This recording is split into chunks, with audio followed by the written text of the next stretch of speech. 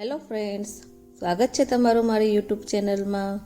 આજે આપણે બનાવીશું શરીરને તાકાત આપે એવો અને નાના મોટા સૌને ભાવે એવો સરસ મજાનો ટેસ્ટી અને તાકાતવાર એવો ખજૂર પાક।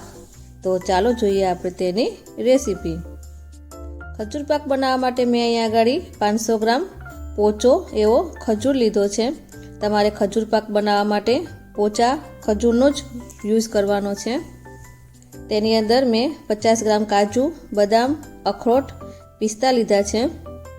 તમે ડ્રાયફ્રૂટ તમારી ચોઈસ પ્રમાણે તમે નાખી શકો છો।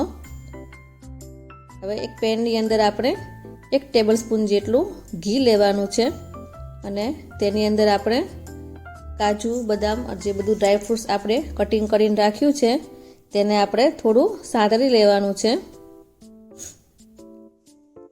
સૌથી પહેલાં આપણે કાજુ બદામને સાતળી લઈશું ઘીની અંદર।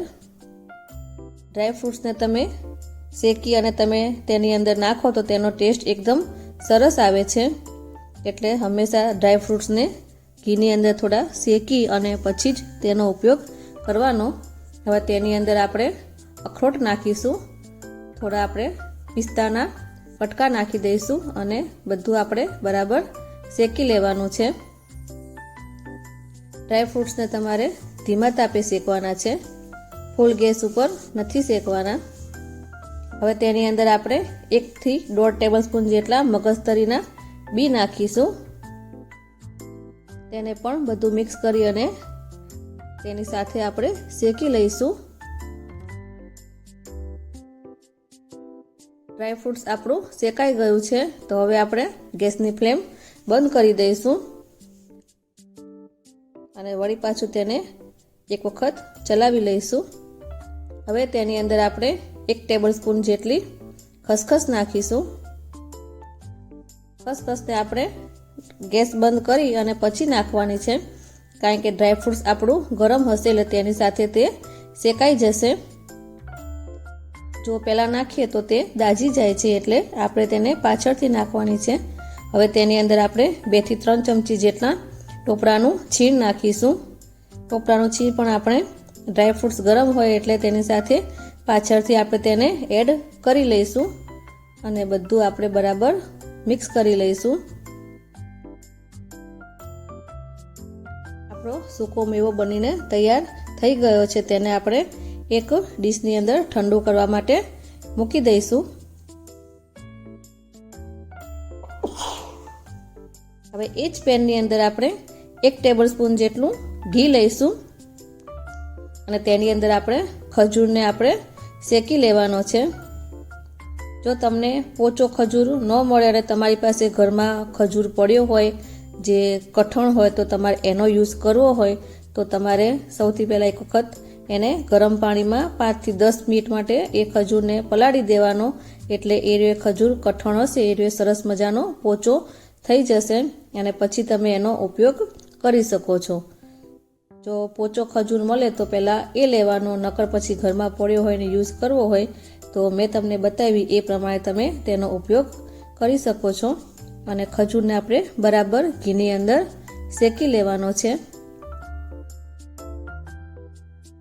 ખજૂર આપણું શેકાતા ધીમા તાપે આપણે તેને શેકવાનો છે, તેને શેકાતા 5 થી 10 મિનિટ જેવું લાગે છે। ખજૂર આપણો પેનની અંદર ચોંટે નહીં અને આવી રીતના ગોળ ગોળ વળી જાય ત્યાં સુધી આપણે તેને બરાબર શેકવાનો છે। તેની અંદરથી આપણે કંઈ ભેજ કે એવું કંઈ હોય તે પાણીનો ભાગ દૂર થઈ જાય ત્યાં સુધી આપણે તેને બરાબર શેકી લેવાનો છે। તો ખજૂર આપણો શેકાઈ ગયો છે અને આપણે ગેસની ફ્લેમ બંધ કરી દઈશું। હવે તેની અંદર આપણે જે ડ્રાયફ્રૂટ્સ શેકીને રાખ્યા હતા તે બધા ડ્રાયફ્રૂટ્સ તેની અંદર આપણે ઉમેરી દઈશું અને બધું બરાબર ખજૂરની સાથે મિક્સ કરી લઈશું। તમારે કેરફુલી કરવાનું છે, નકર બધું બહાર ઢોળાશે, એટલે તમારે ધીમે ધીમે તેને ડ્રાયફ્રૂટ્સને બધા ખજૂરની સાથે મિક્સ કરી લઈશું। આપણું મિશ્રણ બનીને તૈયાર થઈ ગયું છે। હવે તેને ઠારવા માટે મેં અહીંયા આગળ એક મીઠાઈની ટ્રે આવે છે લીધી છે અને તેની અંદર મેં પેપર લગાવી દીધું છે અને તેની અંદર આપણે આ ડ્રાયફ્રૂટ્સવાળું ખજૂરનું મિશ્રણ આપણે તેની અંદર પાથરી દઈશું।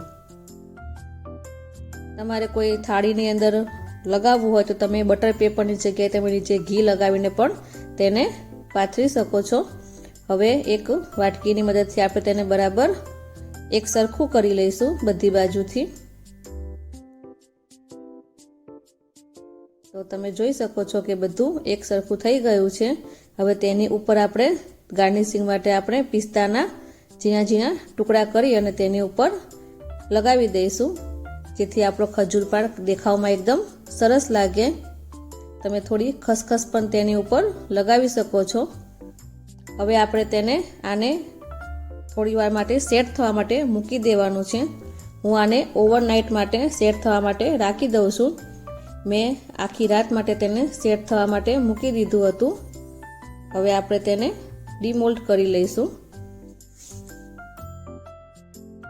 તમે હવે તમારી ચોઈસ પ્રમાણે તેના ટુકડા કરી શકો છો. તમને જેટલી સાઈઝના પસંદ હોય એ સાઈઝ પ્રમાણે તમે તેને પીસ કરી લેવાના છે. તો તમે જોઈ શકો છો કે એકદમ ઇઝી તેના પીસ પડી જાય છે. તો ખજૂર પાકના મેં પીસ કરીને તૈયાર કરી લીધા છે. તો તૈયાર થઈ ગયો છે આપણો સરસ મજાનો ટેસ્ટી અને એવો ખજૂર પાક.